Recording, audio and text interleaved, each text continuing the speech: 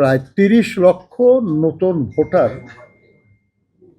আগামী দিনে যুক্ত হবে। এগুলো তালিকায় বাদ পড়েছিল, তাদেরকে ভোটার আগে করা হয় নাই, তারা হবে। আর এই সময় যে তালিকাটা করা হলো, এখানে নতুন যারা আর হবে এরা হলো বাদ পড়া। আর নতুন যেগুলেন সেগুলেন কিন্তু এখন ভোটার হবে না, এটা 18 বছর হবে আগামী বছর 1 ফেব্রুয়ারি, 1 জানুয়ারি থেকে 18 বছর হবে। কাজে ওটা হিসাবে না, হিসাব হলো যে বাদ পড়া ছিল প্রায় 30 লক্ষ ভোটার তালিকায় যুক্ত হবে। আবার এর মধ্যে আপনার 15 লক্ষর মতো বাদ পড়ে যাবে, কারণ তারা মারা গেছে, মৃত।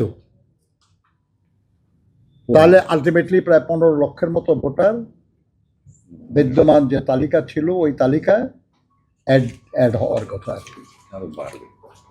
তবে এটা আরও কিছু বাড়ার সম্ভাবনা আছে, এই কারণে যে আপনারা জানেন যে তারা নতুন মারা গেছে যে তালিকা, এই তালিকাটা তারা করেছে ইউনিয়ন পরিষদের যে মৃত ব্যক্তিদের যে রেজিস্ট্রেশন তার ভিত্তিতে। আমরা সবাই জানি যে আমাদের দেশে বহু জায়গায় বহু মানুষ তারা মরার পরে ইউনিয়ন পরিষদের রেজিস্ট্রেশন করে না, অর্থাৎ ইউনিয়ন পরিষদের রেজিস্ট্রেশনে তাদের নাম নাই, কিন্তু আসলে মারা গেছে তারা। এগুলো অনুসন্ধান করার কাজ চলতেছে।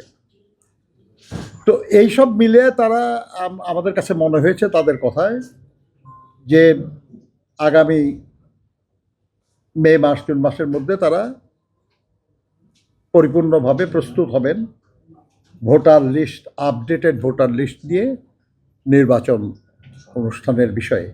তবে এই ব্যাপারে সিদ্ধান্ত নেওয়ার ক্ষমতা এখন তাদের নাই, কারণ দেশের প্রচলিত সংবিধান আইন হলে আপনারা জানেন আর কি যে একটা সরকার পদত্যাগ করলে তার 90 দিনের মধ্যে নির্বাচন হওয়ার কথা, এটা আইন। কিন্তু এখন তো ঠিক ওই আইনে দেশ চলছে না, তাই না? তো এই মুহূর্তে তাহলে পলিটিক্যাল কনসেনসাসের ভিত্তিতে সরকারের তরফ থেকে অনুরোধ হতে হবে এবং তার ভিত্তিতে নির্বাচন কমিশন নির্বাচন অনুষ্ঠান করবেন। তবে আমরা এতটুকু বুঝেছি আর কি যে যদি মে মাস জুন মাসের মধ্যে লেটেস্ট যদি পূর্ণ প্রস্তুতি তাদের থাকে, তাহলে প্রাসঙ্গিক আরও কোনো প্রবলেম থাকলে সেটা দূর করে খুব দ্রুতই জাতীয় নির্বাচন অনুষ্ঠান সম্ভব। ধন্যবাদ আপনাদের।